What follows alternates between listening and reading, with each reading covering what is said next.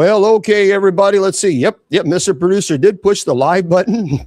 It's a shame that I actually have to check that these days. But you know what? Hey, it's okay. It's okay.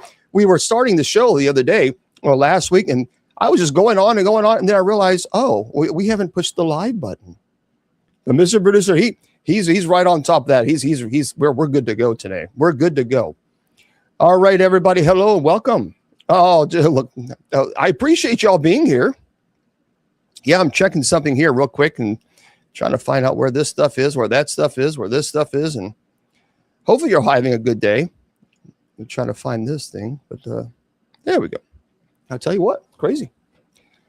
All right, everybody. Yep. Welcome. Let's see. Yeah. So, guys, I'm Bishop Long. I appreciate you being here. Happy Friday to you, and Merry Christmas to you. Well, Thomas, that's a good question. Now, does it mention that Jesus had brothers and sisters? Well, here's the dealio. So people say that, James was the brother of Jesus. Well, that's just simply not true. And I'll answer the question for you because technically, when you look at the translation, it actually means, I think, cousin. I don't believe, no, I don't believe he did because number one, Josephus, who is a first century historian writer, writes nothing about any siblings that Jesus had. Nothing. Thank you, Donna. Thank you very much. And he would have. Now, Flavius Josephus was he was a Jewish historian writer.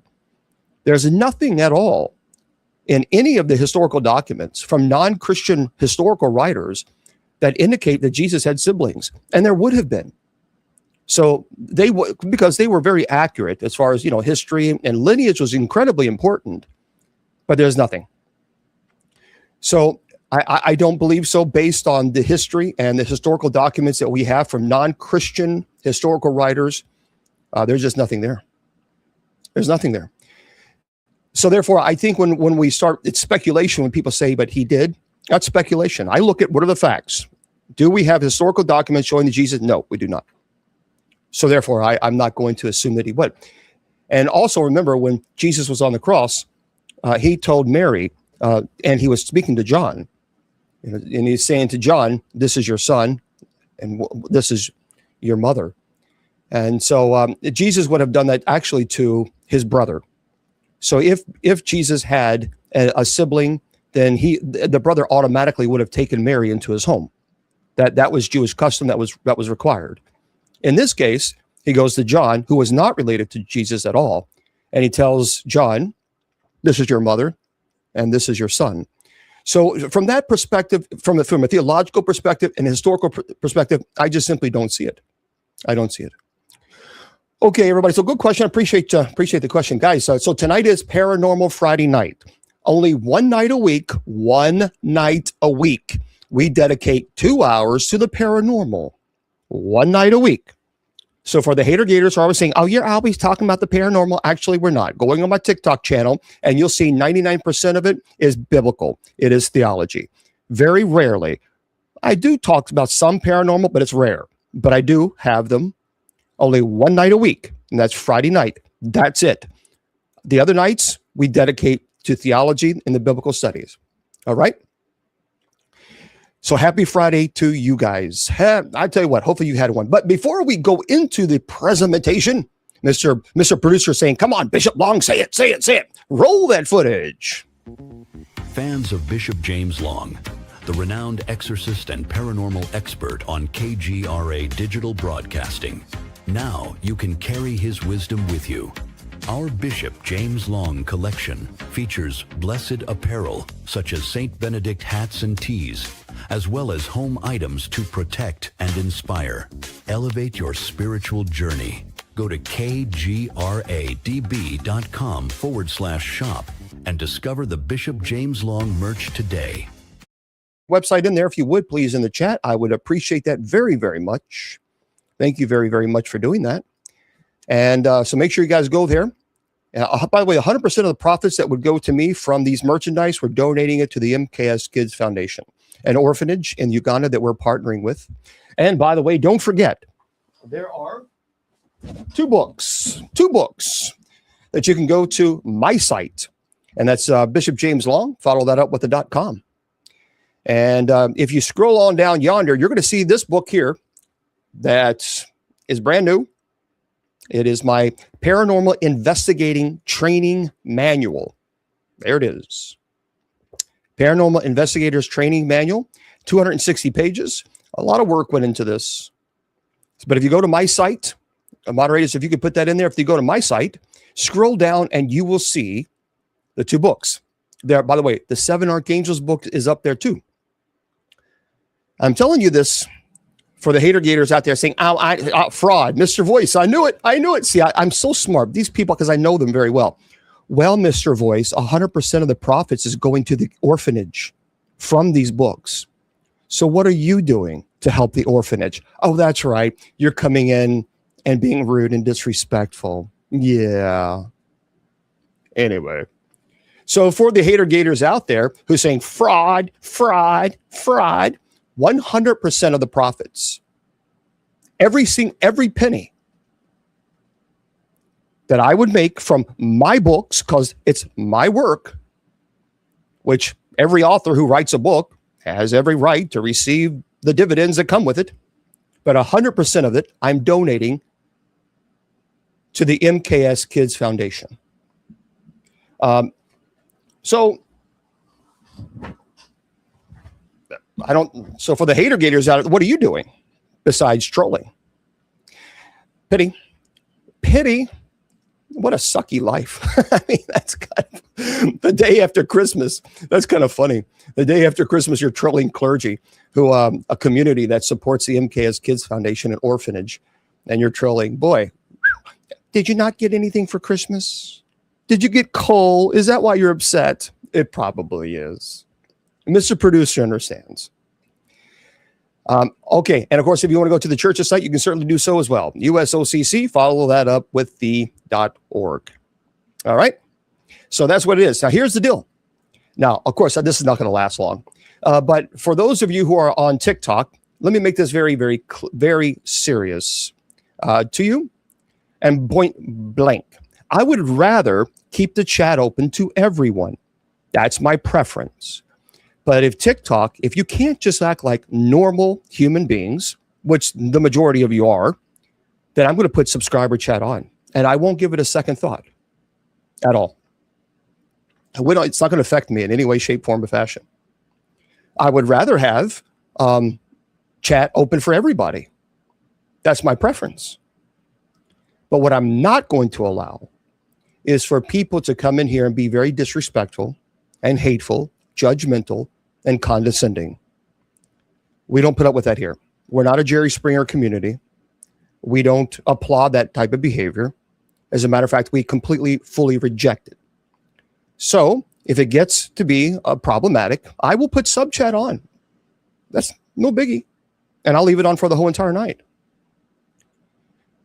You see, that's the thing. Enough is enough with the trolling. Enough is enough. And nobody here applauds trolling. We actually look down upon it because it is just evil and it is demonic. I want to make that very clear to everyone. And I've said this before. If you troll, you cannot say that you are a Christian. Not possible. Not possible. Because if you have said this if you have the Holy Spirit within you, you don't troll other people. You just don't. So for those of you who are on TikTok who are trolling, all you're doing is projecting your own spiritual turmoil. I have never in my life trolled another human being because I don't find using words to hurt other people. I don't find that funny. I don't find it entertaining at all. And anybody who would is actually sadistic. That is sadism. That's the very definition of sadism.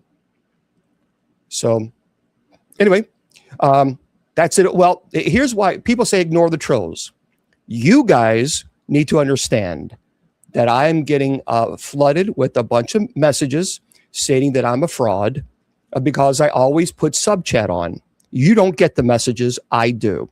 I had 71 messages on TikTok alone just this morning because I had to put sub chat on the other day for Bible study. You don't get those messages. I do.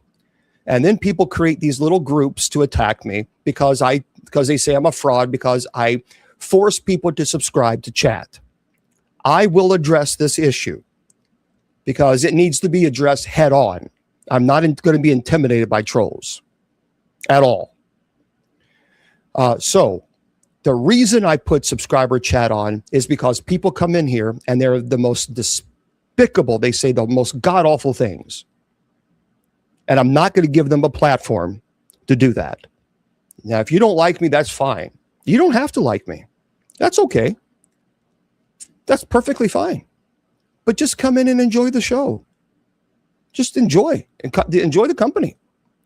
So cursing and cussing are two different things, Dustin, and you're not my dad. You're not my dad. You're not my mom. And I don't take orders from a person who's clearly 14 years old. So there's a big difference. So if you don't like it, then leave. I'm not in your live. You're in mine. Okay. There we go. I just wanted to, I want to make that very clear. So now people can say, they're going to say it no matter what, but you understand. If you have the Holy Spirit within you, you don't troll other people.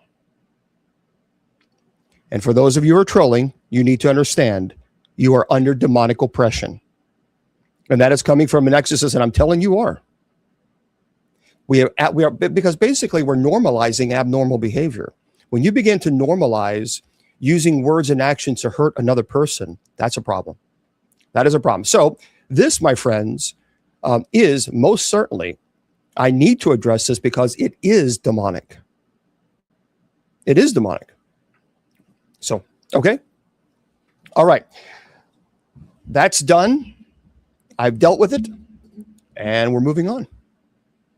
So moderators, let me know if it becomes a problem. Just tell me and I'll put sub chat on. I'll be done. So just let me, if it gets, I'm already seeing tons of people already being blocked. And so just let me know if it gets to be just overwhelming. Just put it in caps and I'll put sub chat on. All right. So, hey, Friday, it is paranormal. We're going to have a good time. And I cannot, man, already we're rolling into 2026. 2026. Is it me or says 2025 just seemed to be kind of, it's like a cloud, almost like a fog. Has anybody ever experienced this? Oh, thank you, Mark. Thank you. Has anybody ever experienced that? It just feels like it's like in a fog. A lot of people have. Okay. That is weird. It's been strange lately. It has been very, very weird. What we're going to do today is we're going to talk about some haunted locations in every state. And then I'm going to also talk about some psychic predictions that were made for 2025, what came true and what were just completely wrong. And then some psychic predictions allegedly for 2026. Now, I know people are going to say psychics aren't real, blah, blah, blah. I disagree. I think there are people that are gifted. Absolutely. Oh, I know. It's not a matter of think. I know. I've met them. I've talked about this before. I'm on record by stating that I do believe there are people that have that gift. And actually, a lot of people say that everybody has that gift in some form, way, or manner. But a lot of people just simply don't tune into it. Yeah, I mean, it's, I've talked about this before. Like, for example, I've been in the paranormal field for 35 years. And so my first place that I investigated was Waverly Hills in Louisville, Kentucky, because that's where I live. And I got to tell you guys, that was a very interesting experience. But as an exorcist now, I've performed 34 exorcisms on people who are truly possessed. Some of the exorcisms were violent and some were not. So there's no two exorcisms are exactly the same. But I have noticed that a lot more people are doing things that they shouldn't do, especially on social media. You know, going to locations and and even pushing the envelope, inviting. Oh, well, let me give an example of psychic mediums. So I was a police chaplain for a major metropolitan police department. And I've said the story many times before, but many of you are new. And so there was a psychic medium that contacted the police and told them that they had information about a missing person. And they told the police where they could find the remains of the person. Now, I was there. I saw it with my own eyes. I was within the family of the missing person. They were there too, but the police wanted me there with the family so they wouldn't run onto the scene, just in case there's any type of evidence there, which makes sense. Now, the family was very anti-psychic medium. They were very strict Southern, extreme, hardcore Southern Baptist family, which is fine. That's their faith. And they were convinced, 100% convinced that they were not going to find the remains of, and that this was demons trying to trick the family, and this psychic medium is just a possessed person. I mean, they were hardcore. Well, the psychic medium told the police where they could find the remains. They found the remains of the individual 5 feet. 5 feet from where the medium told them they would find the remains. I witnessed it. I saw it with my own eyes. And you know what bothered me a lot? It really troubled me because the family was so aggressive towards the psychic medium before they found the remains. Of course, after they found the remains, they were able to properly bury their loved one. They were able to find closure. But what I found rather insulting on behalf of the psychic medium is that this family was so aggressive, judgmental, and yet it was only until something benefited them, then they realized, well, maybe that psychic medium, maybe God spoke to that person that one time. It was like, you know what? Why does it have to be like that? Why do you have to completely change your tune when it benefits you? And then all of a sudden, well, I guess there are some psychic mediums that are legitimate. And I thought that was so hypocritical. And it truly was. So, and it's interesting, though, I will give the family credit. After that, they started questioning, well, maybe, this judgmental stuff, maybe we need to be a lot less judgmental. So it opened their eyes. So I just think, but I thought it was sad that it took that. So no, prophecy is different. And by the way, this prophecy, there's a lot of people calling themselves prophets. Well, they're in the business of making a profit. And then people say, well, Bishop Long, so are you. Wrong, sunshine. I don't get paid as a bishop. I don't get a stipend, a salary, retirement. I work. I teach online English. And by the way, I don't charge ever for my ministry. I do the ministry 100% free. But when I say free, somebody's got to pay the bill. Meaning, when I go to the family or stay at a hotel, who do you think pays for it? Santa Claus? I pay for it. I put $15,000 on my credit card to help families. So don't come preach to me about, oh, you do this for fame and fortune. If I do it for fame, then I'd be charging. It's kind of hard to make fortune when you're giving money away. And especially when you don't charge. And I don't charge because, look, I'm a human being like everybody else. And I get, things break down and have problems. And only until recently have I been getting help, on some of the cases. And I'll tell you, Judy Ann has really tremendously helped me. But the community helps. But for 23 years, I did this on my own. So, and the reason I don't ever charge is because I'm not going to give the devil a chance to work on me. Oh, servant of Jesus Christ was blocked on TikTok. Servant of with a username of servant of Jesus Christ. So a person who has a username, servant of Jesus Christ, did you not read the book? Did you not read the Bible properly? Remember when Jesus gave you 2 commands, love God and love your neighbor? Oh, that's right. We forgot that part. Anyway, typical. Keep them out. Well, what if you repent? You should repent every day. Yeah, you should repent every day. Yeah, I agree. I mean, if you're using the name, servant of Jesus Christ, and you're trolling clergy, Woo, boy, I tell you what, that's a great news. That is great news. Kind of crazy. All right. Back to the story. So anyway, the family changed their perspective on psychic mediums. And I just, like I said, it took that. It took them to benefit before they were willing to say, you know what? Maybe now people say, well, what about the Old Testament? I find it fascinating that people keep taking the Old Testament and using it in the 21st century. Why do people do that? Do you know there are 613 laws in the Holiness Code? 613. You can't cherry pick. You can't take which laws you want from the Holiness Code and judge people in the 21st century when it has nothing to do with us. Thank God we don't go around stoning prostitutes anymore. Stop taking the Holiness Code. You cannot do this. And I'm going to remind you, Matthew chapter 7, verse 2 says you're going to be judged in the same manner you judge others. So if you continue to hold people accountable for the 613 laws of the Holiness Code, then when you stand before God and you get eternally judged, you better follow all 613 laws. Because Matthew chapter 7, verse 2 says you're going to be judged in the same manner. So keep on judging people and find out what happens in the end. All right. He's not God. What? He's not God. We're all gods. Okay, yeah. You and you created the universe, did you?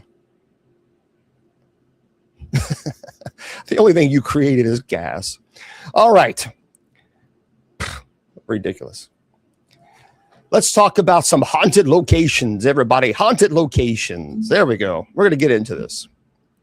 And very quickly, TikTok, I won't pay attention to your trolling. You're not going to get my attention. You'll get the moderator's attention, but mine. All right. What a day. What a day. Let's get into this, everybody. We're going to talk about some haunted locations, and then we're going to get into some psychic. Some of these places are really crazy. Let me pull this list up. This thing was cursed. Some of these psychic predictions were so stupid. It's like, what? What are you talking about? This is some King Kong. Really, seriously. Yep, you will be blessed and be blocked. Alabama, Maple Hill Cemetery. In Huntsville, Alabama, for those of you who have been, this is by Thrill List. Well, thank you very much. It says, oh, sure, the actual cemetery here is creepy and all, but it's the playground that really gets you. In 1985, somebody decided to open a playground adjacent to Huntsville's oldest cemetery. Well, that sounds like a good idea. Presumably to give the children of mourning parents some respite. Instead, it appears that the resident ghosts are the ones enjoying it most. People report seeing orbs of light going down the slide and unoccupied swings moving. Thank you. Even accompanied by disembodied children laughing. And adding to the eeriness, some locals believe the victims of a rash of child unalivings in the 60s were buried nearby, and their spirits now having eternal play dates with the cemetery's official residents. Yeah, isn't that crazy? And by the way, disembodied voices are voices that you can hear. So if it's disembodied, you can hear it with your ear. If it's EVP, it stands for electronic voice phenomena. That's on a digital recorder. Thank you very much. I'll get to your questions later on. I don't answer questions right now because I'm giving a presentation. Okay, so in Alaska, the Alaskan Hotel in Juneau. So the most famous ghost to roam the halls of Alaska's oldest operating hotel is that of a gold miner's wife who lived there while waiting for her husband to return. And when he didn't, she began supporting herself by working as a woman of the night. Anyway, until he did return. And not exactly thrilled with her new career, thank you, he unalived her. And now guests and staff regularly report the encounters with her ghost. Oh, that's kind of crazy. In Arizona, the Jerome Grand Hotel. I've talked to a lot of paranormal investigators who've been here. They are absolutely convinced that this hotel is very haunted. It's located in the scenic hillside town of Jerome. It's a former gold mining hub since, thank you. since known as the wickedest city of the West, and today one of the Arizona's coolest small towns, is the Jerome Grand Hotel, formerly known as the United Verde Hospital. Originally, it was built in 1917, and then again in 1926, and after a mine explosion destroyed the first. The Great Depression caused the hospital to take serious downturn, and by 1950, it had been abandoned entirely. The hospital sat essentially dormant until it reopened as the Jerome Grand in 1996. And much of the building's original structure and facilities have been restored. Many of its spirits still linger. The specter of a maintenance man found unalived in the basement in the 30s, human-shaped figures that roam the hall, children who run and laugh in the corridors, and even the spirit of a cat who scratches at guests' doors at night, begging to be let in. I don't, you know what? If I'm a patient, no, cat, stay out. You need to go scratch, go get some catnip or something. You don't need to be in here. Okay.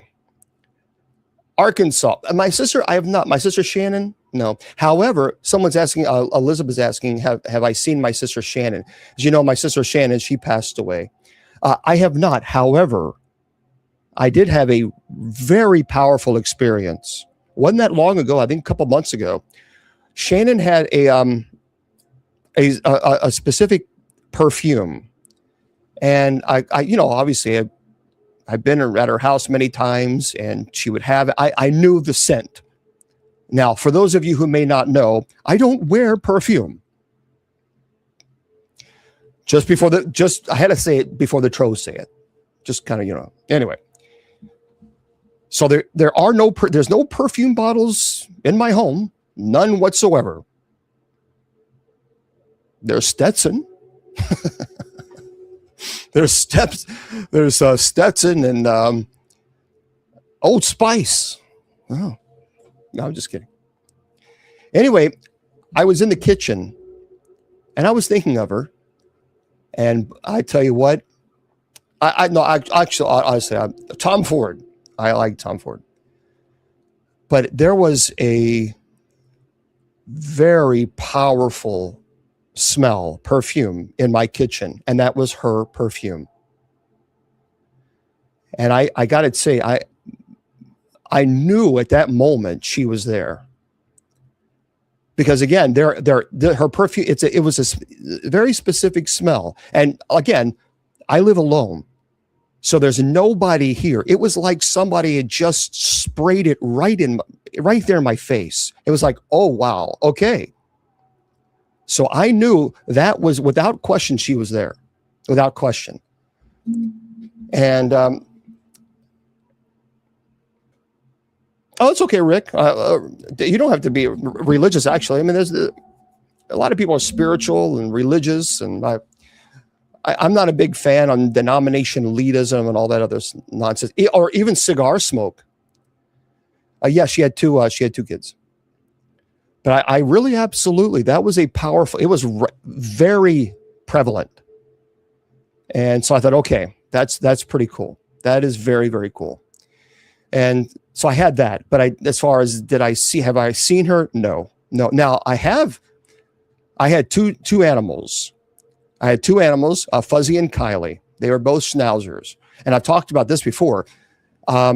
Fuzzy had this, he would constantly, what he'd do is before he sit down, he would go around 3 times, make 3 circles, and then plop. No matter where he was, he would just plop. And it wasn't that long ago that I was sitting on the couch going over some notes, and there's Fuzzy. I could feel there's a 1, 2, and plop. And I absolutely 100%, because he'd been in my life for 12 years. And so I was like, that was Fuzzy. That was Fuzzy. In Arkansas, the Arlington Hotel. So this grand century-old hotel is a paragon of ornate luxury. So much so that you'd probably choose to stay a while if you were a ghost too. Well, history weighs on the place, as well as on your mind. 4 presidents have stayed there, plus Babe Ruth and Al Capone. And outside, the old-timey lamplights guide your walk through the downtown spring-fed spas that draw visitors to the resort town, echoing against stone buildings and set against the backdrop of steep, inky forest. Even the burbling fountain of sound ghostly ominous. So a lot of people say they see ghosts in the Arlington Hotel, California. It is the Turnbull Canyon. Now, this is not every location. These are just on this particular list. California is packed with terrifying places. So from cult compounds to famous terrible sites, haunted hotels, mysterious mansions, none of them come with the promise of a brisk, scenic hike. But Turnbull Canyon offers a 4-mile hike through the sprawling Puente Hills. Keep an eye out for sweeping city views and the ghost of 29 people who perished there in a plane crash in the 50s. Oh, and the ghosts of children, too. According to legend, were taken from a nearby orphanage and terrible things. And the ghost of a teen who was found some old electroshock equipment from the canyon's burnt down asylum and fried his brain despite the site having no power. Anyway, wait. And then, of course, if you've ever been there, I've never been there. Who am I under? Well, Jesus Christ. Oh, Sarah got blocked. Why did she get blocked? She asked, who was I under? Why do we block Sarah?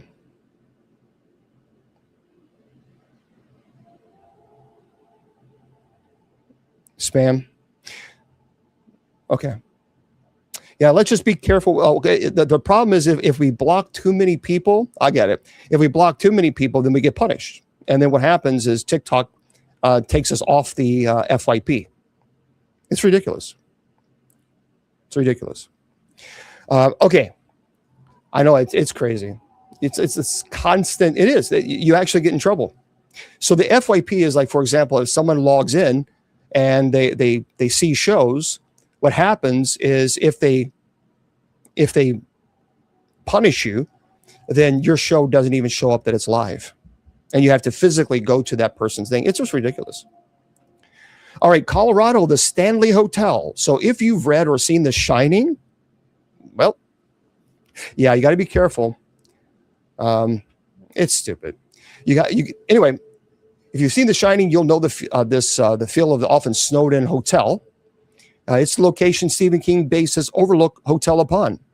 And it may not look like the film because it's technically not, unless you watch the 1990s made-for-movie version, which was actually filmed there. Anyway, it holds our rumors of haunted rooms, service workers who still wander the grounds. Be warned, there's much more sinister danger. I've never been there. I have had friends who've gone to the Overlook, or I'm sorry, the Stanley. They didn't experience anything. And then I've also had friends who've gone to the Stanley, and then they saw everything. They saw everything. So I don't know. Have any of you been to the Stanley? Yeah, they did, Connie. Our moderators are top notch. Our moderators are very loyal. But it's ridiculous how even when I'm doing a presentation, I have to be very careful of every word that I say. Because if you don't, then you could be like Mr. Producer and have your account completely removed. It could be deleted altogether.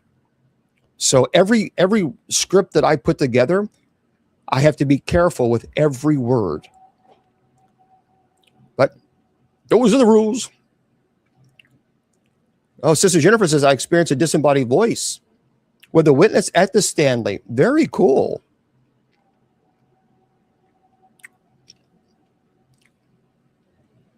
Wow. Oh, thank you very much, RCD. Do you know what do you remember what it said? I've never been to the Stanley, but for me, it's the problem with the Stanley, it's really pricey. It is really expensive. But so was the Queen Mary, which I'm still working on, guys. I know it's been a while. Look, I can only do so much. I'm only one person. I wish I had a team that it's me. So doing the best we can.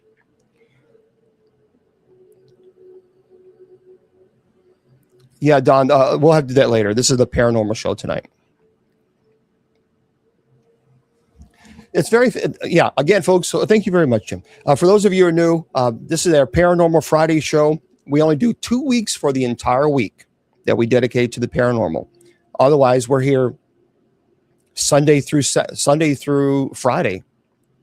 So, okay, and even later on tonight, we have night prayer, and we can talk about theology there. Connecticut, the 1754 house. It's known as the Evergreen Inn, and later the Curtis House Inn before reopening as the 1754 house in 2020. Gordon Ramsay once featured Connecticut's oldest inn and is appropriately titled Reality Show Hotel Hell, bringing a paranormal investigator to corroborate what locals and visitors have been claiming for centuries. The place is haunted. Ramsay's unsettling difficulty exiting his room during a 5-day stay could have been due to faulty hardwire. But try telling that to the guests who've reported disembodied voices, mysterious footsteps, and unwelcome otherworldly bedfellows throughout the inn's 260-plus year history. Apparent entities are believed to be the former inn owners and guests. Perhaps most terrifying for anyone who works there, former employees clocked in and they never clocked out. So a lot of people are asking questions about people are asking questions. I don't mind questions. It's just when I'm doing a presentation, I try to, but that's okay. We're just chill Friday. It's a chill Friday. Now, when I do a lecture, I'm focused only on the lecture. That's it. But tonight's more of a relaxing night. So, okay. So people are asking about earthbound ghosts. And remember, guys, we have a chat here, and then we have 1, 2, 3, 4, 5, 6, 7, 8 chats here on this computer. So I'm not just using TikTok. We have multiple chats going on at once. So just keep that in mind. I believe that heaven is not forced upon you. I believe heaven is presented to you. And I also believe that heaven exists outside of time and space. Can you be in heaven and be here at the same time? Yes. Heaven is not restricted to time or space. So I don't believe that, well, if you're in heaven, you can't be here. I don't believe that. Not only that, do I not believe it, I'm convinced that it's just simply not true. I'm also convinced that not everything is a demon. There are many people that want to say that it's all demons. It just simply is not true. If it was, I would tell you. As a matter of fact, that would even be better for me as an exorcist, but it's not true. So I have been to many locations where it was not aggressive, it wasn't violent. There was activity, but it just was not aggressive. So no, I just simply do not believe that everything is a demon. It's just not true. In Delaware, Fort Delaware, if you've ever been, Civil War prisons were particularly unpleasant places to be incarcerated back in the 1860s. With what the rampant gangrene, amputations, war-induced psychosis.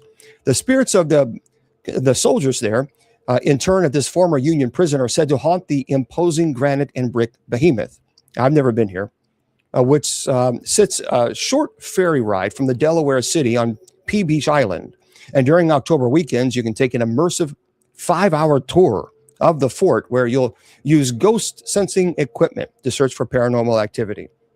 Tickets, by the way, are $110. That's a lot. It certainly is possible, Teresa. Yeah.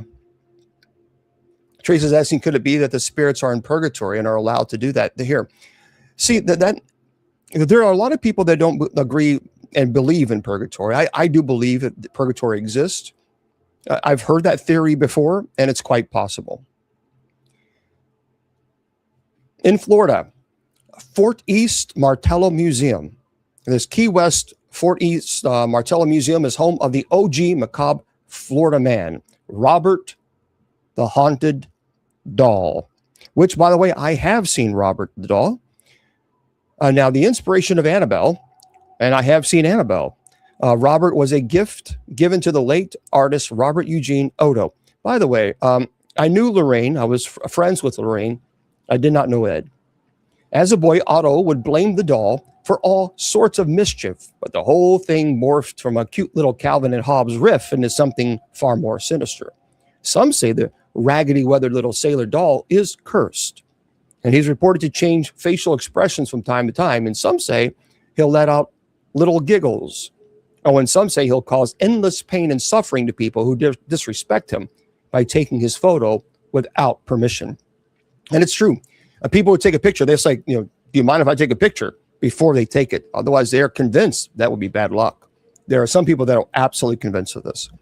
And again, for those of you who just knew, I appreciate you all being here. So I'm Bishop Long. We're just talking about some haunted locations in the United States. And afterwards, we're going to talk about psychic predictions for 2025.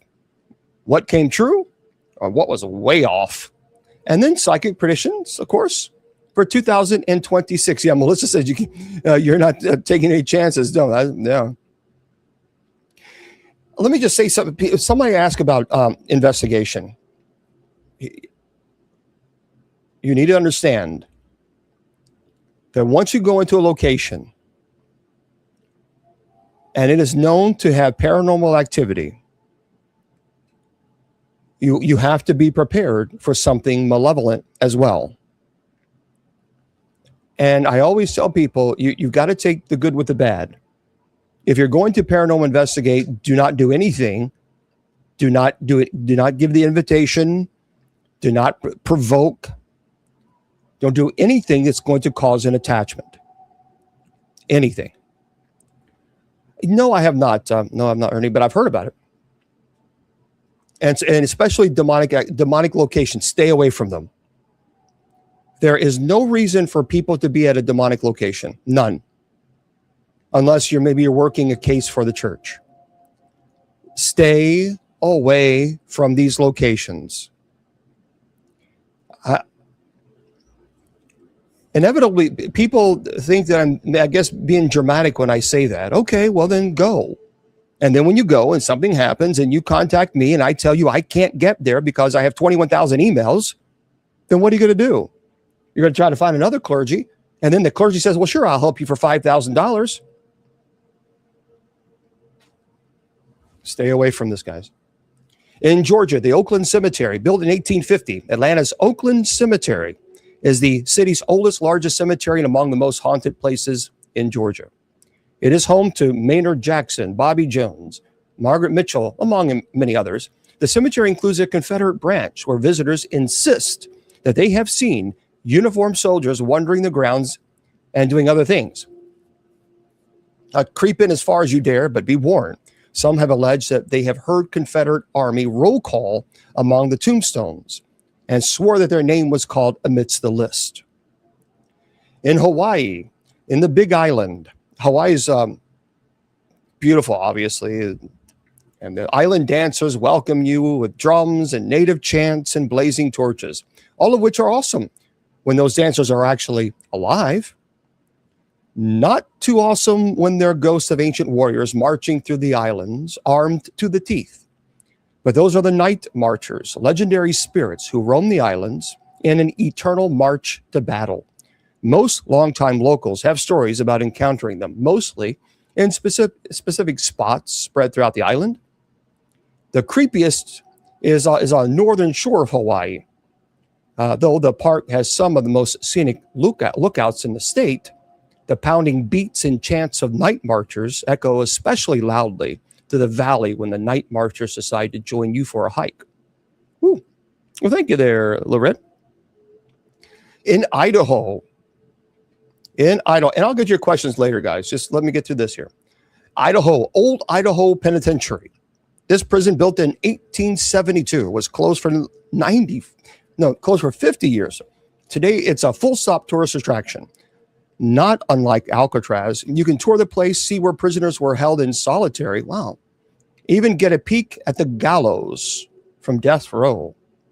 So yeah, this place is haunted, largely by the prisoners who helped build it and ended their life sentence in the very walls they put up. Visitors report voices, feeling of heaviness, seeing apparitions, both were the eyes in the photos. What I would like to do, this year I was able to go to, thanks to Judy Ann, we were able to go to the Queen Mary. I really would, in 2026, like to go to more haunted locations. The problem with these haunted locations is it has become such a tourist attraction that, thank you, RCD, that the problem becomes investigating, and there's so much noise and there's so much foot traffic and other people that's present that it becomes nearly impossible to decipher what is legitimate evidence versus what is noise pollution, if you will. And that's the big problem. That's the big problem. Nope. I've never been in England. Now, the Enfield haunting, there's a lot of people who absolutely swear that the Enfield haunting is legitimate. Yeah. In Illinois, the old Joliet prison. So you know that feeling when you find out the previous renter of an apartment was kind of a creep?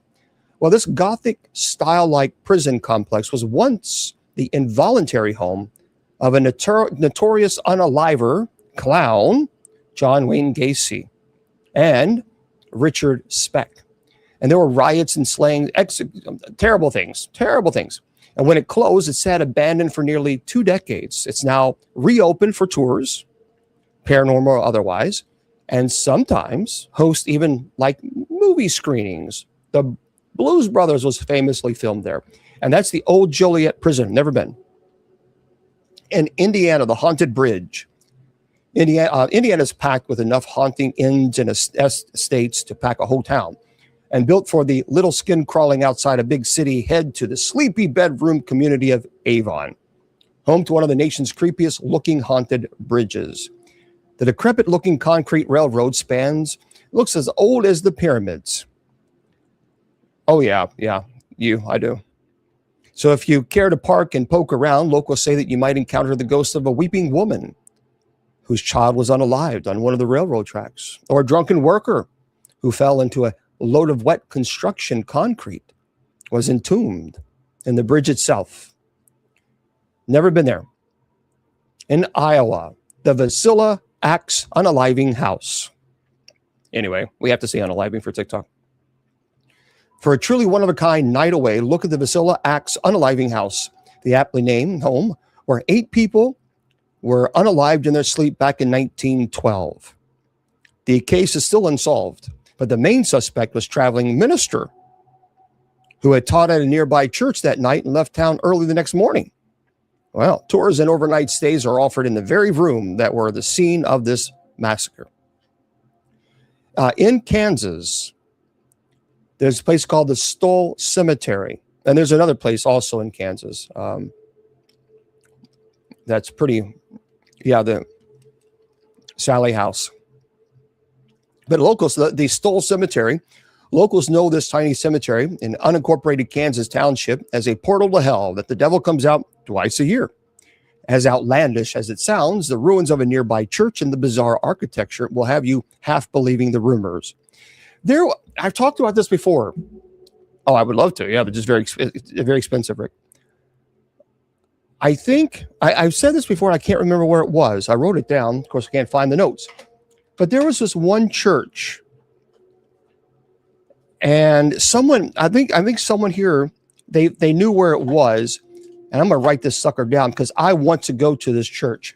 It was a church. It was on a television show. And on this television show, it was like a construction. There was this guy, he was hiring people, and the people were so terrified that they left. So that he actually had to, you found it. Do you remember where that was, Jax? Because he was the manager, all of his workers were so terrified, they left. They left in the middle of the night. They were so, no, it wasn't a seminary. It was a church. And it was on a television show. So they were doing some construction, and he had people there and, just kind of watching it. And every one of them left terrified. So that he had to actually go there, the manager, and be there. And it scared him so much. He left in the middle of the night. But we'll see if Jax can find it. Oh, wow, Christopher. Yeah, I think that's the show. Benji, I think you're right on. These woods are haunted. That is the right. Yep. I'm going to write this down because I want to know.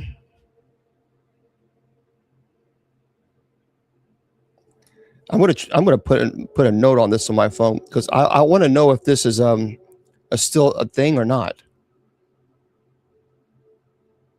I will, because it was a great show. It was a great show. The Devil House. I haven't heard of the Devil House. I've heard of a lot of other, but not the Devil House, not in Kentucky. But okay, in Kentucky, by the way, you have Waverly Hills, very, very famous, and also, no question, the Gates of Hell Cemetery. No question. And otherwise known as KC Cemetery. That place is not a good place. Hello. So this one is from Sauerkraut. This is Sauerkraut Cave. Sure, it's got its name because it once used to age sauerkraut, but there's something far more sinister fermenting here. Sauerkraut Cave earned its legend because it was located beneath the Lakeland Asylum for the Insane, an institution that was marred by accusations of overcrowding and mistreatment of patients. Well, the cave beneath is now raised asylum, is believed to have been an occasional escape. I've been to this one. It's near Tom Sawyer. I have been to this location. I didn't feel threatened. I wasn't scared. We were in the cave, and there's this. It gets really like a tight tunnel. Very, very. There's no way you could go through. Oh yeah, Bachelor's Goals. I've been there, but you can't go into it. And I absolutely heard people chatting and speaking. Yes, actually we do, Archie, and that's why 6 days a week we talk about the Bible and we talk about theology. Only 2 hours a week. Only 2 hours for 1 week we talk about the paranormal. Only 2 hours. The rest of the time that we're on, we talk the Bible and Scripture. 100%. Yeah, it's great. It's sauerkraut. It doesn't smell like sauerkraut, but it's an interesting place. But we heard whispers, and there's no way that someone could have been inside that little, because it's a small little, but there's no way.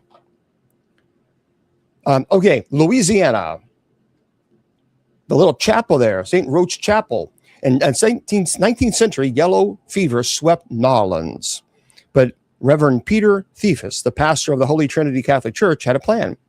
He prayed, St. Roch, and who was most identified with good health and healing, asking for members of his parish to be shielded from the disease and promising to build a shrine for the saint in gratitude. Well, while 40,000 Narlinians passed away, no one in Father Thevis community perished. Today, pilgrims still visit the St. Roch Chapel, leaving offerings around the shrine. Among the artifacts, children's polio braces, crutches, rows of prosthetic legs. That's pretty interesting. The next one is Maine, Mount Hope Cemetery. And Stephen King, by the way, grew up in Maine. So it's no surprise, really, that part of the 1989 Pet Sematary adaptation was shot there. For extra scares, watch the movie before a nighttime stroll through this creepy 181-year-old cemetery. And if you see if you can find the spot where Gage was buried. And on the way, you'll see some of the first Civil War monuments ever constructed, grave markers that date back all the way to 1836. Maryland, Coffin Rock. Yeah, I think it was in Texas. And I just couldn't remember the name of it. The Blair Witch Project, by the way, still pulls tourists to Burkesville, Maryland. To find where most of the film was shot, though, you need to head into Black Hills Forest, about 20 minutes west of town, to find Coffin Rock. It's a large flat rock near a creek in the middle of the woods. Many people say that you can go there. It's where a Maryland search party went missing in 1886 while looking for 8-year-old Robin Weaver. The kid eventually returned to town. The search party did not. A second search party was found, and unalived people found at the hands and feet at Coffin Rock. and the bodies later vanished when the search party returned with backup help. Local legend attributes all of this to the so-called Blair Witch. It's interesting, a little bit of a history there. In Massachusetts, the Lizzie Borden Bed and Breakfast. So in case you don't remember the world's most disturbing nursery rhyme, what I didn't because I didn't grow up there, Lizzie Borden unalived her parents with an axe in 1892. And now you can sleep at the delightful B&B, infamous crime scene where it all happened. And on your visit, you'll sleep at the Borden's home, eat their last meal, Johnny cakes and eggs, sleep in the bedroom where the body of Lizzie's stepmother was found. And after a stay there, the home painstakingly furnished to look exactly as it did on the morning of the unalivings will creep you out. Never been. Michigan, South Manitou Island, 16 miles offshore from Lake Michigan's Lalano Peninsula. South Manitou is home of 300-foot sand dunes, deserted shoreline, empty campgrounds. And with respect to the abandoned buildings of Detroit and Flint, it's about as creepy as you can get in Michigan. One legend suggests that a ship of cholera-stricken passengers stopped at the island. Sailors buried them in a mass grave while some was still alive. And if that alone doesn't stir you to set sail to the island, there are two cemeteries, a cedar forest where disembodied voices are often heard, and off the coast is the shipwreck of SS Francisco. No, I have, of course, heard the Sally House in Kansas. In Minnesota, the Wabasha Street Cave. Thank you.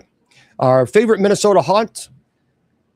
So luckily, Minnesota is home to as many haunts as its lakes. And one of the creepiest and most accessible is Wabasha Street Caves. This is one of the liveliest places on the list. An underground speakeasy from the 30s that still hosts weddings and parties so good that the original folks never seem to have left. Okay, it was called the Polly's Chapel. Okay. Thank you.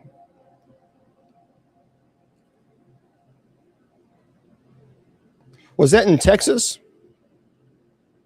I would love to go to that place. But of course, if it's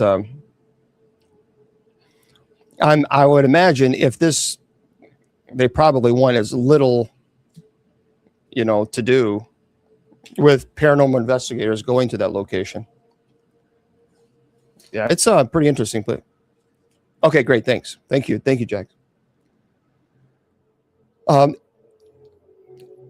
Yeah, some of these are just, I don't like some of this list. Let me go into Missouri. Bear with me while I pull up this other list here. Thank you very much. So in Missouri, and then we're going to get into, in just a moment, we're going to get into the psychic predictions. What came true, what didn't.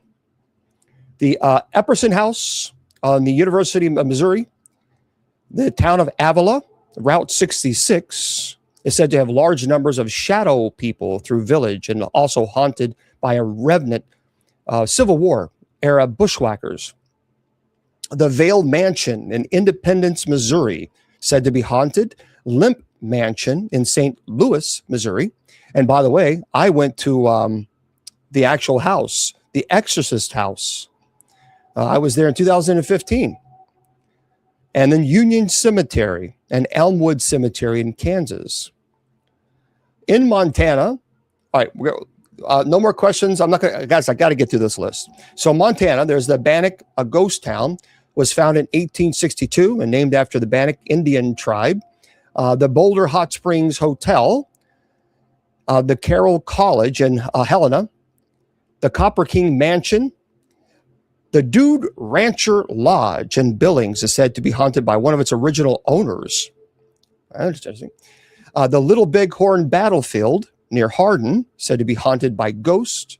Montana Territorial Prison in Deer Lodge, Montana, said to be it seems like a lot of prisons, especially historical, there's a lot of haunted locations, no question. Virginia City, a ghost town turned tourist attraction, said to be haunted. In Nevada governor's mansion. That is it. Actually, guests and staff have reported seeing a woman and child on the premises. Wow. New Jersey, Cape May is one of the oldest towns in America, established in 1620. There's also Leeds Point, birthplace of the Leeds Devil.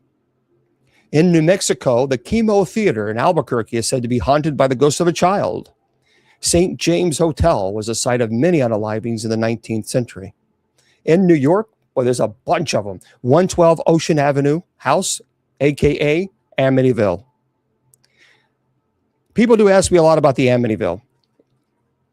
I think the Amityville was legitimate, but I also think that the Lutz probably did things that he should not have done. George did things, he dabbled in some pretty dark stuff.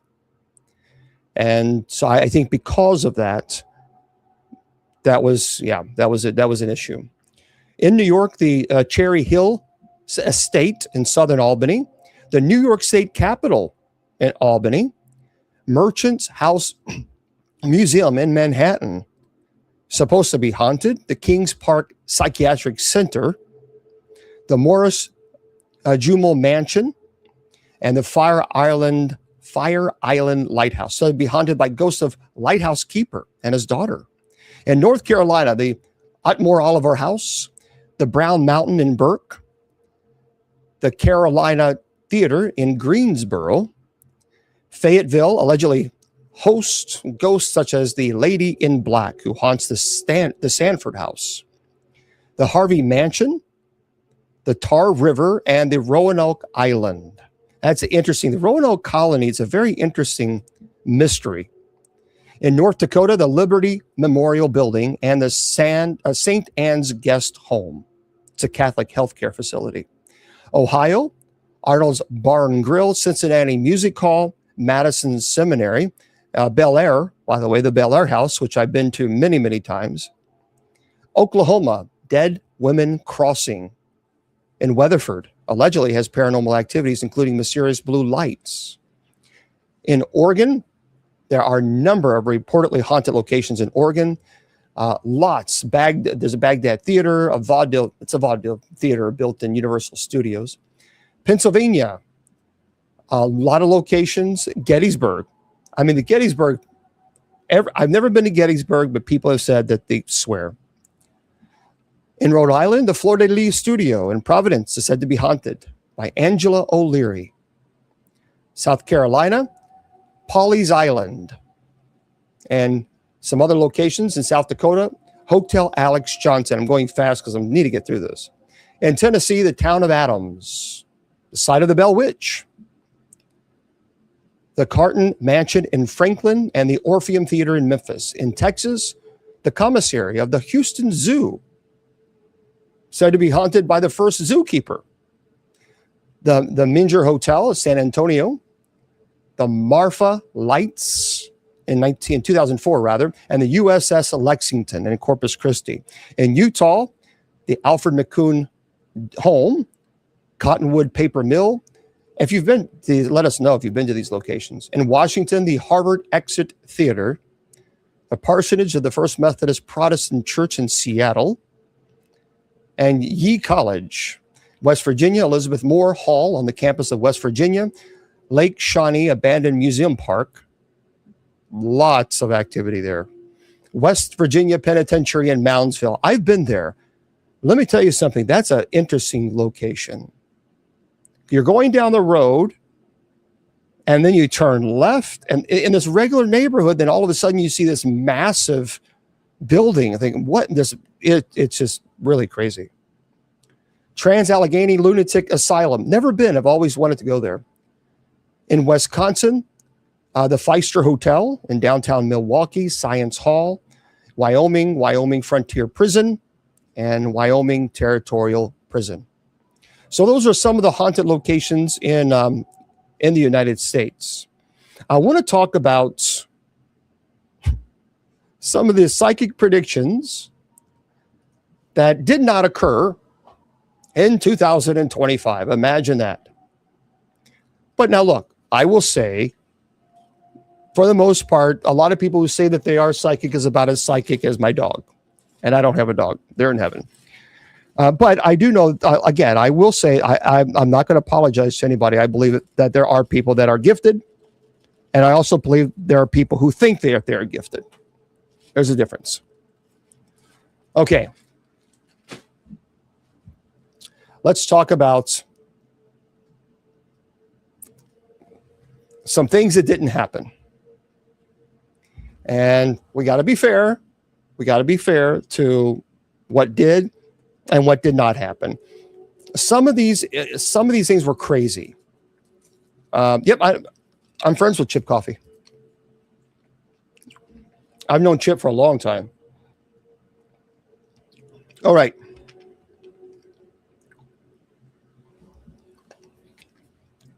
To be fair, this is by Skeptical Inquirer. So let's do the annual forecast check. There was 2,099 annual predictions from 52 sources that they took, more than ever before. One quarter was too vague to test. More than half were clearly wrong, and a solid bullseye were rare.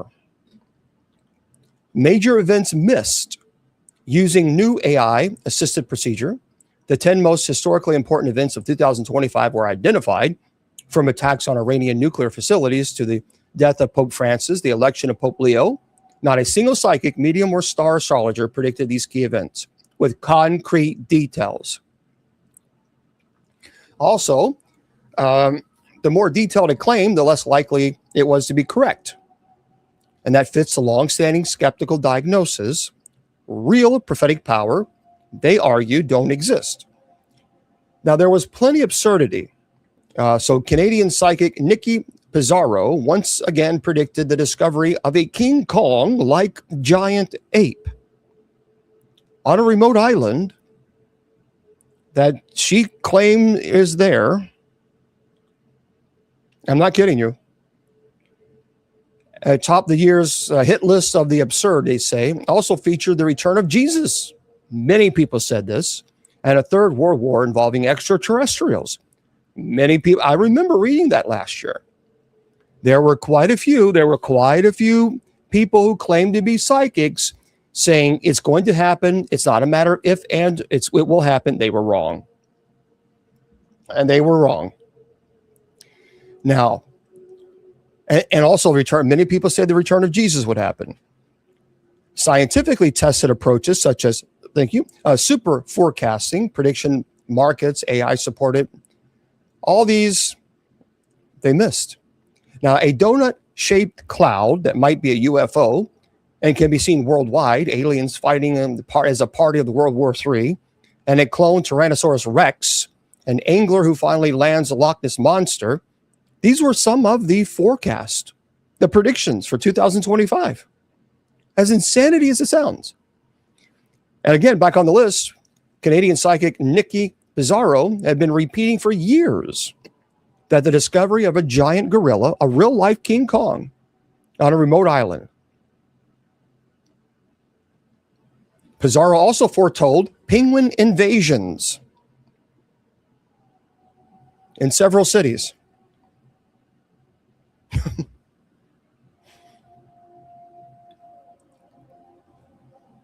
Anyway, so you figure that out.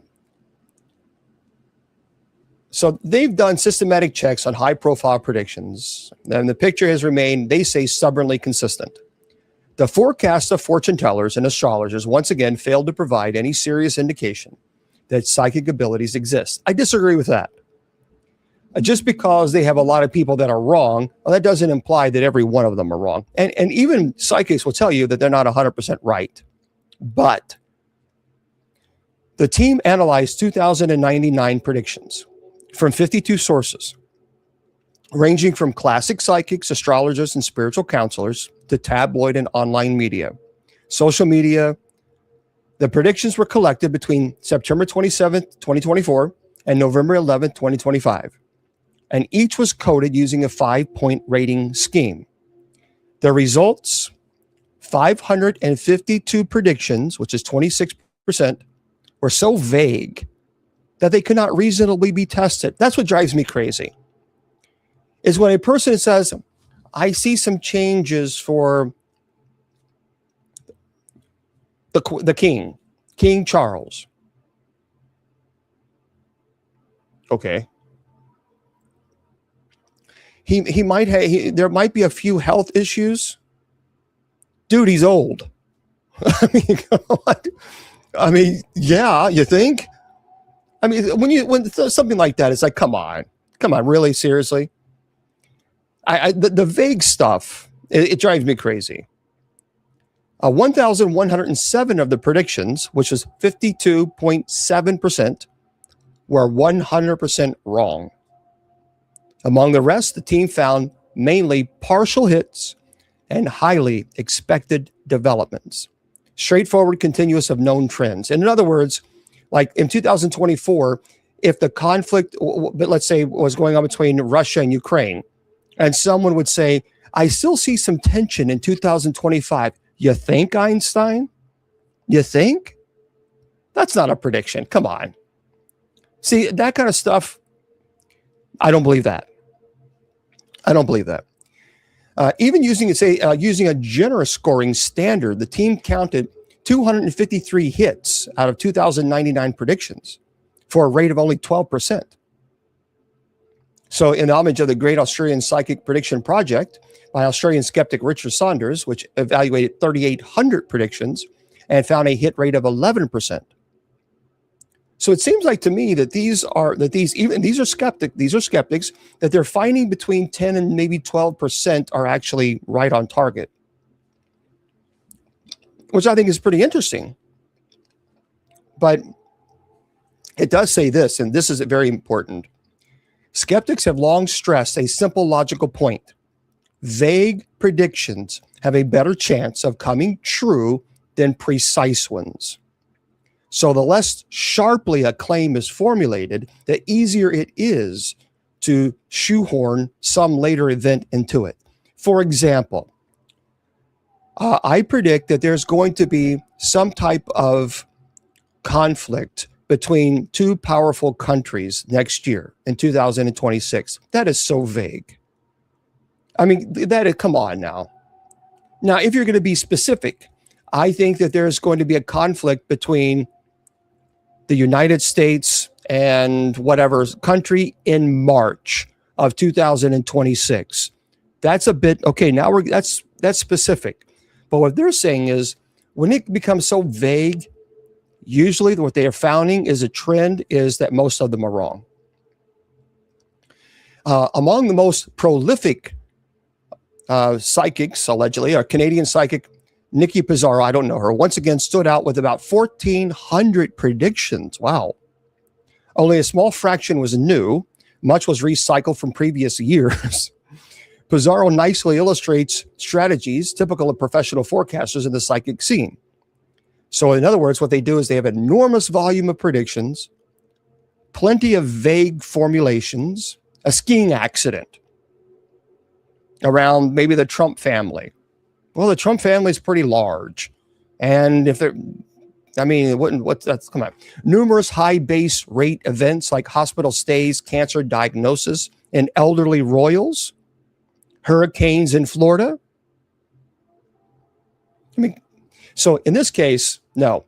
By the way, so the absurd predictions were a King Kong-like giant gorilla. Now, we're not talking about Mr. Producer, but a King Kong-like giant gorilla will be discovered allegedly on a remote island. Also, there are psychics that predicted in 2025 time travel will become a reality. Scientists will clone a Tyrannosaurus Rex. That's what psychics said last year that we would do this year. They also said a donut-shaped cloud, possibly a UFO, will be visible around the world. And extraterrestrials will become a belligerent party in World War III. And many predicted that Jesus will return on earth on the 23rd or 24th of September. Anyway, that didn't happen. So there was a lot of missed. Well, no question, no ifs, ands, or buts about that. So let us talk about Baba Vanga. Baba Vanga. Everybody talks about Baba Vanga every single year. Every year you hear about Baba Vanga. Well, and it's true. And this is, I'm looking at trying to find this is by, well, I don't see an author. Okay, well, I don't see an author here. But Baba Vanga tends to resurface whenever a new year feels precarious. That's true. And 2026, well, let's just say there are plenty of lightning rods. While hard, dated transcripts are rare from Baba Vanga, a cluster of claims linked to 2026 keeps circulating. At Sky History, there it is, there's a little bit of information for, anyway, the most dramatic 2026 claim is that humanity will encounter extraterrestrial life, sometimes framed as a large craft approaching Earth in November 2026. Roundups point to a huge spacecraft descending on planet Earth and fold-in chatter around the interstellar object. So it's going to happen in November. Catastrophic natural disasters. Another widely repeated claim, massive earthquakes, violent volcanic eruptions, extreme weather will batter seven. But see, that's what I'm talking about. That's so vague. Baba Vanga predictions seldom specify locations or even dates for that matter. Well, isn't that nice? Anyway, a year of escalating conflict.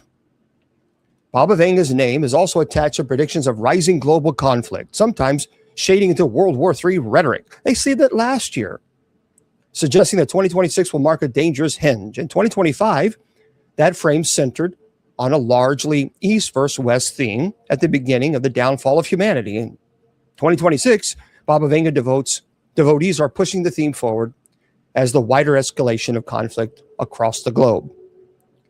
An AI turning point. Several believers credit Vanga with warning that artificial intelligence would begin to dominate key sectors.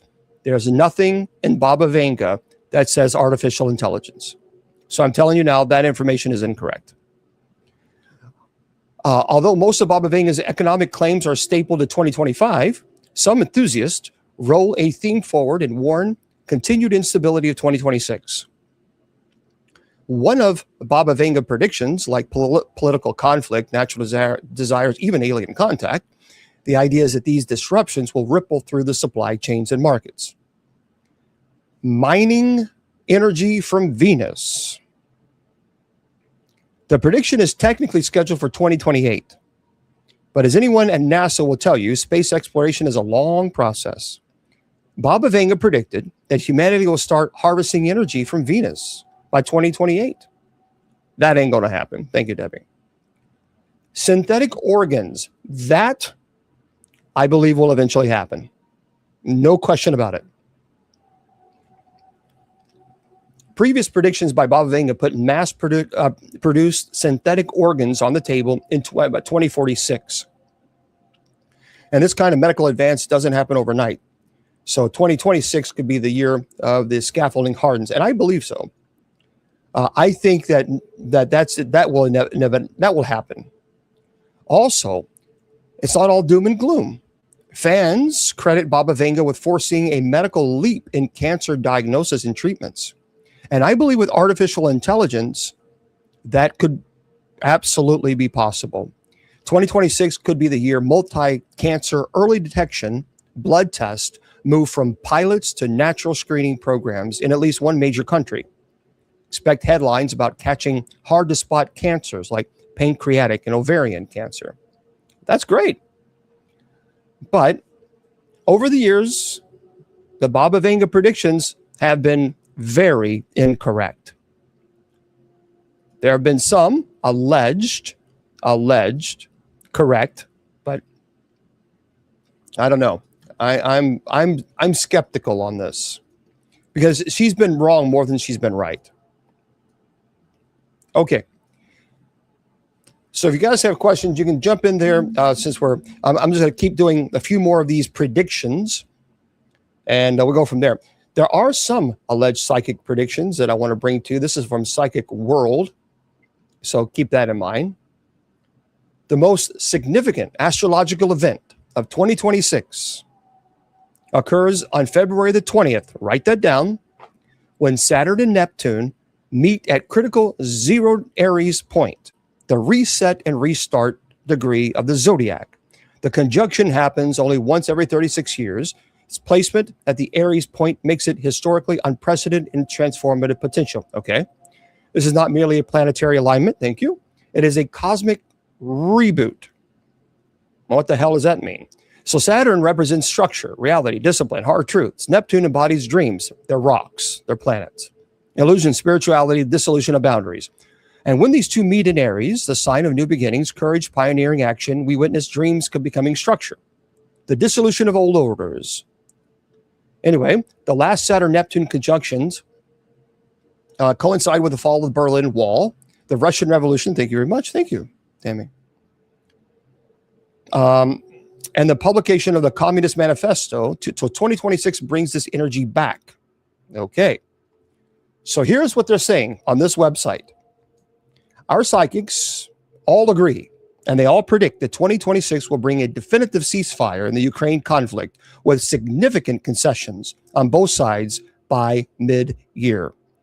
The Saturn-Neptune conjunction in Aries signals a moment when ideological rigidity, Saturn, gives way to pragmatic compromise. The international community, exhausted by prolonged conflict and under the influence of shifting leadership dynamics, will broker an agreement. Expect intensive diplomatic negotiation to accelerate between March and July. This is from Psychic World. President Vladimir Zelensky will face an unaliving attempt in late spring between May and June. He will survive. And this event will paradoxically strengthen peace negotiations as the reality of continued violence becomes unbearable. All right. The cryptocurrency bull run. Here's the deal. You don't need to be a psychic to know that cryptocurrency is something that is not going to go away. It is just simply not. No, you can jump in right now. We're just kind of going over some psychic predictions. So now if you have questions, certainly will, Mike. Now if you have questions, we can entertain them. This is now just a chill out time. Yeah, this is usually on the last Friday of the year. We just more of a chill out. I am going to send a message to we'll chat on for the moderators. Edgar Gacy was wrong by a lot of things. A lot of things. So I read many of Gacy's predictions and way off. And because I'm in Kentucky too, we're very familiar with Gacy.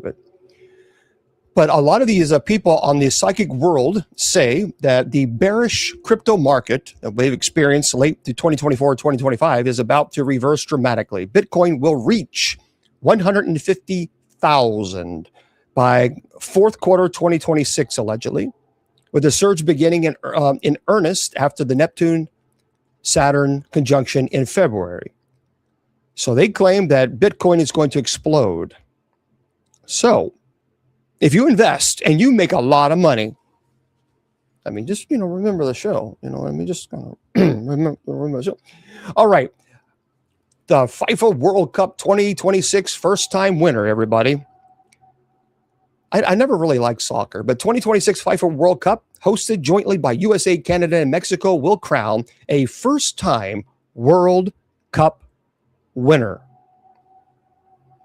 Their psychics' visions point strongly toward either Mexico, number one, hosting advantage, Jupiter and Leo favoring bold performance, Belgium, or Portugal.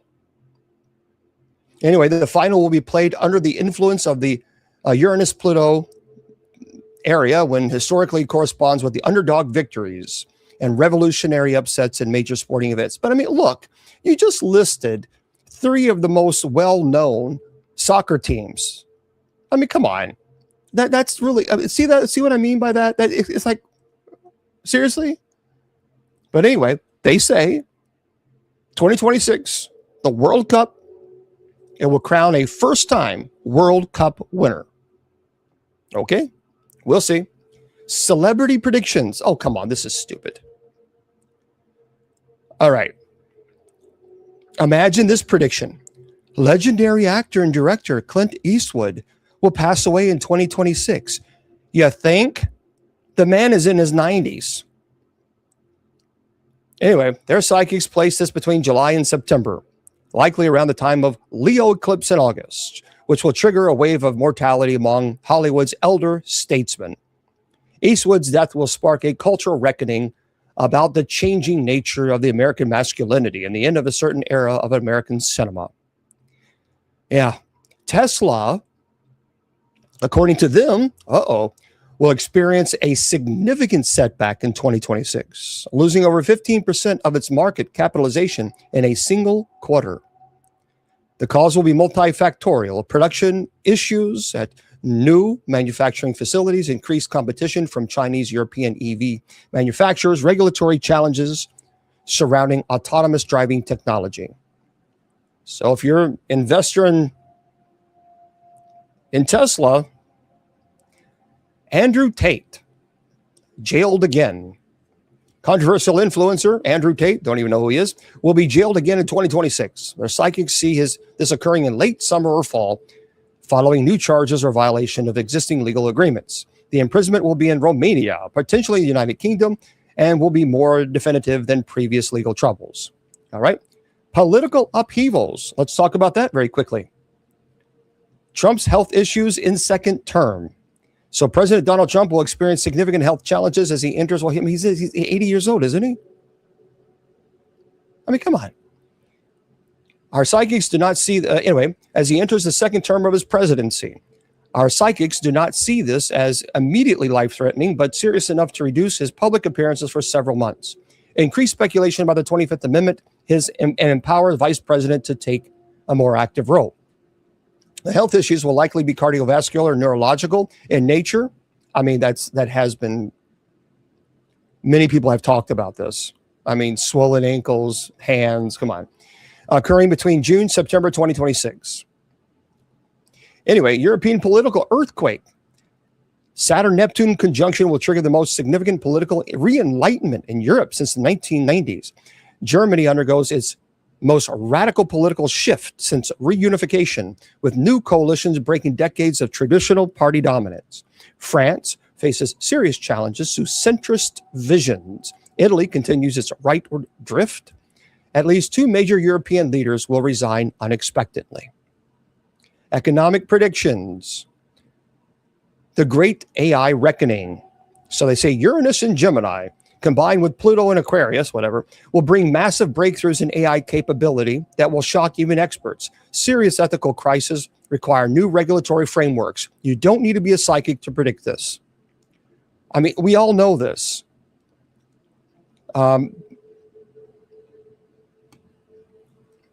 Banking sector stress. Let's see, Saturn, Neptune historically correlates with banking crisis 2026. We'll see several mid-sized banks facing serious stress or failure, commercial real estate exposure, creating system risk, new banking models emerging from certain sectors, and central bank digital currencies. I really do believe we're going to digital currency. Quantum computing goes commercial. The psychics say that 2026 will be remembered as the year quantum computing left the lab. The first commercially viable quantum computer applications will debut, initially in pharmaceutical discovery, financial modeling, and some other systems will trigger cybersecurity crisis, space exploration victory. The national debt will grow. That's right. Randall says, I will predict that come with 100% certainty, national debt will grow to new heights. There you go. Space exploration victory. private space industry achieves major milestone, likely the first commercial space station module, or successful lunar landing by private company, SpaceX or competitors will demonstrate capability that was impossible even 5 years prior. We know this. Social and cultural shifts. Listen to this. 2026 sees the beginning of a sincerity renaissance, where authenticity becomes the most valued social currency. Serious, long-form content makes a comeback. Craftsmanship and mastery are celebrated over being viral, and face-to-face community is actively sought. Youth rebellion. With Uranus and Gemini and Pluto and Aquarius, expect unprecedented youth-led movements, demanding radical climate action beyond incrementalism, economic restructuring to address generalizational wealth inequality, technology regulation from digital natives who understand the dangers and new forms of democracy beyond traditional parties. Ultimately, everything that was predicted here, there's nothing here, in my opinion, in that thing that I just read that would convince me, if I had to go on that alone to determine whether or not if psychic predictions, or I would absolutely say that is a bunch of junk. There's nothing there, nothing at all that convinced me that that's legitimate. It's too vague. It's way too vague. Yeah, just like Jack's Paranormal says, I predict Bishop will have mass on Sunday. It's like, come on. This is an individual, and then we're gonna. If you have questions, I'll jump in. Well, these 2026. I don't know who this person is. June Heavenly is a teacher, intuitive astrologer, and writer. One thing I will give this person credit is they put them on the website, and they say for USA 2026 predictions, President Donald Trump will redefine Americans' identity, strengthen his ties to other countries worldwide, and have them continue to make investments in the United States. But he's doing that now. Artificial intelligence is top priority for him. He's already said this. He will find common ground with China and tariffs, making sure American manufacturers and pharmaceuticals, semiconductors bring back shipbuilding. And he will see that America remains number one in artificial intelligence. Nuclear weapons will continue to supply other European countries with aircraft, but we're already doing this. So that's nothing new. The United States will maintain its global prominence and continue to command and respect the nations such as China, Russia, North Korea, United Arab Emirates. The U.S. will remain the world's leading superpower. Okay, thank you. President Donald Trump will emphasize America's dominance in artificial intelligence. He's already done this. He did this not too long ago. Republican unity. President Trump will rely on strong GOP congressional support with a more loyal Republican Party backing his initiatives. His presidency will be transformational, focusing on government reform and expanded resource extraction across multiple states. Democrats and Republicans will be challenged to collaborate. You don't think? I mean, come on. Of course, J.D. Vance. J.D. Vance, president's vice president, will position himself as the future Republican Party. His active role in 2026 midterm will raise his profile ahead of potential 2028, but he's already did this. There's nothing here that I see. I'm just being honest. I don't see anything here that's specific. It's so general. Democratic opposition and political tension. If Democrats regain the House, they may attempt to impeach President Donald Trump. They've already said they're going to. Thank you.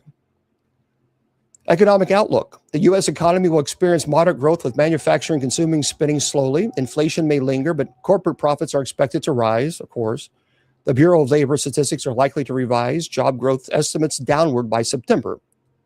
The S&P 500 could climb to 7,000, fueled by strong earnings, consumer spending, advances in AI. Major financial firms will expand cryptocurrency trading and investment options. A digital dollar may be introduced. There's just nothing here. Homelessness will increase. Of course they will. I mean, I just can't keep going because there's nothing here that. Let's go with United Kingdom and Europe. Europe will experience intense heat waves during the summer of 2026. which will be driven by unusual global weather patterns. Citizens across the continent will be forced to seek shelter. Temperatures climbing record highs. Outlook: United Kingdom stock market remains strong. The European Union will allocate tens of billions of euros toward defense spending. They've already done this. Britain will cut immigration. Britain will cut immigration to its country. Now, see, that's very specific. Graduate visas durations will be reduced. Work visas here harder to obtain. All right. Pope Leo's papacy is still in its formative cycle. See, Holy Father committed to keeping the Vatican traditions in Italy. However, the Pope will also address what is going on in the offices of the Vatican, war-torn regions in the world, in modern society. They've all done that. Okay. I think we're done. I don't see anything. Yeah, heat in the summer. Imagine. So I'm just not impressed with these predictions. I'm just not. But I wanted to share them with you so you can say yay or nay, but there's nothing. I don't see if there's anything there. Okay. Let us go into some of the articles that I found that I definitely want to share with you guys.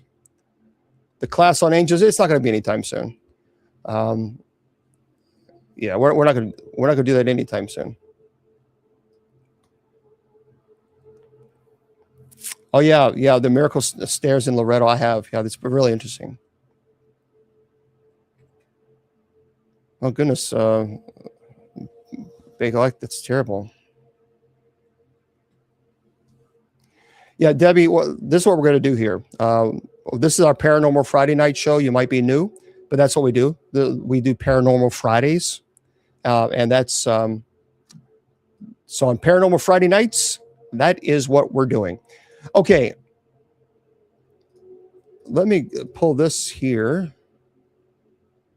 I have a question for you guys. The Grinch. We all know the story.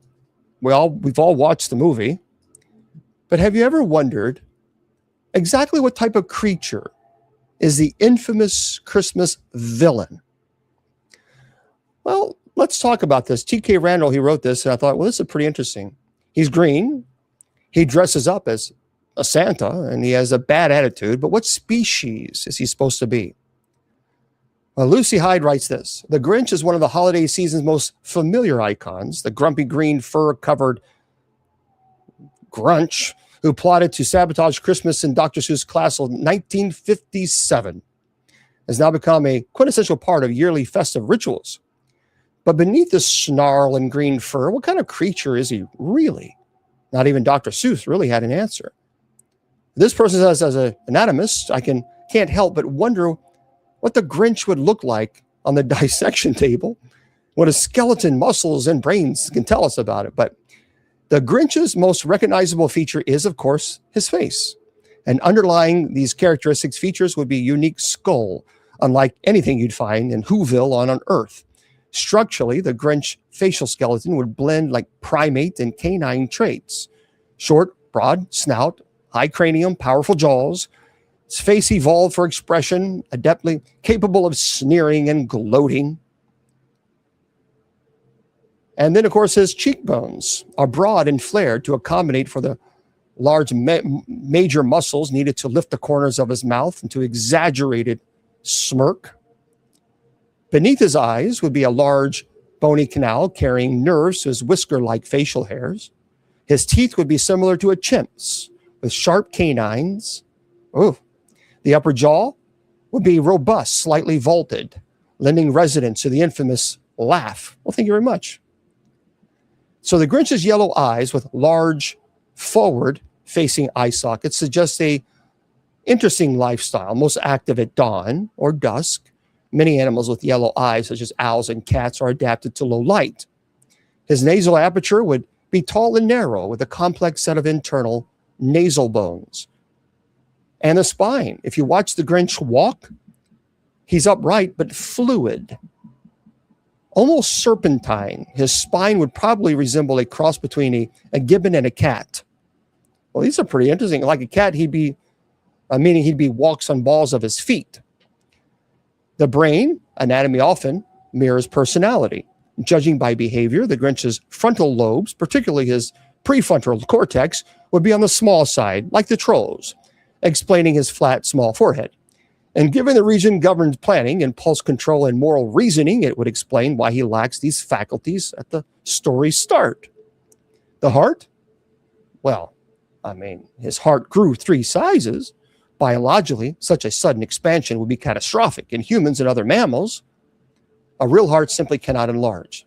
So, to an anatomist, as this person is, the Grinch is more than a Christmas curiosity. He's a case study in form and function. And in the final form, anatomy and morality align. The muscles that once powered a sneer now lift into genuine smile. The hands that stole presents now carve roast beef. His limbic system now fires with satisfaction. So perhaps the real message of the Grinch anatomy is this: change is always possible. So in other words, they don't know what this thing was. And nobody does. Nobody. Really? Maybe it was Mr. Producer. I'm just saying. You never know. You never know. By the way, if you're wanting the moon, some moon stories, this is a very interesting story that I had to share this with you because I'm a big space nerd. So I had to share this without question. This is by T.K. Randall. President Trump lays out an ambitious timetable for America's return to the moon. The first human to set foot on the lunar surface in more than 5 decades could do so sooner than you think. Last week, President Donald Trump signed a new executive order outlining an expedited timetable for NASA's plan to send humans back to the moon as part of its ongoing Artemis program. Next year, Artemis 2 will see its first astronauts venture around the moon and back again, while the first manned landing on the moon since the Apollo era could now happen as early as 2028. I still don't get this. I understand the argument and the logic. We landed the moon in the 70s. So the problem that I have with this is why do we have to wait till 2028 to land? Now, the issue that people are going to argue is this. Because in the 70s, the technology that was used, we're no longer using really that technology. We have expanded so far that technology is so outdated. And also, don't forget that the rockets that were used, they really stopped putting all money in those Apollo era rockets and started investing all the money into the space shuttle. And of course, now the space shuttle, when it had its issues, then they went, well, you see, into private vector. So the logic, I get it. I do understand the logic why, but it's interesting that now all of a sudden the moon is an issue. But it hasn't been an issue for 50 years. So why now is it an issue? Well, look, here's the deal. And this is the truth. And I'm not here to be political. But when countries start arguing and vying for the moon after we've already been there, then you better believe that it's based for military reasons. We don't need to go up to the moon to get more moon rocks. We have plenty of them. And although it's pretty neat to have them, but just like Antarctica, if you think Antarctica is not being utilized for military, you are sadly mistaken. There's a reason why countries are spending billions of dollars in a land that is incredibly inhospitable. There's nothing there except for ice, snow, cold. It's a very dangerous landscape. But there is a reason And so when you see countries starting to vie and starting to fight for spots, then you can better believe this is military. I assure you that what's happening on the moon is there wants to be a military base. Without question. If you can place a nuclear weapon on the moon, you are at a massive advantage over every single country, every country. You know, it's one thing trying to take out a nuclear weapon when it's in orbit. It's a completely different ball game altogether when you're trying to take out a moon in space. That's or a nuclear weapon, and that's a different world. Yeah, they claim there's oil, but I just think there's something going on. It's military based. There's oil everywhere. I mean, we have oil everywhere. We're sinking billions of dollars into research, as they call it.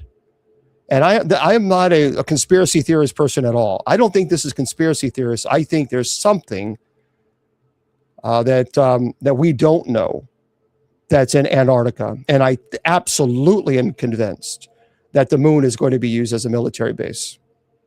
That's going to be the next race, getting a moon base set up without question. For what reasons? I don't think it's to get moon rocks. So, yeah, it's one of those things. You just never know. Never know. Maybe one day we'll have to do a show on that. Who knows? But for those of you listening to this on podcasts, I'm going to wrap you guys up and say goodnight. Yeah, don't forget, everybody, we have tonight, we have night prayer coming up at the top, at 10 p.m. Eastern Standard Time. TikTok, I'll stay with you guys in just a second. I'm going to say goodnight to my friends on the other social media platforms. And remember, I tell you all the time, your value does not decrease based on someone's inability or refusal to see your worth. You're priceless. And don't let anybody tell you or convince you otherwise. Good night.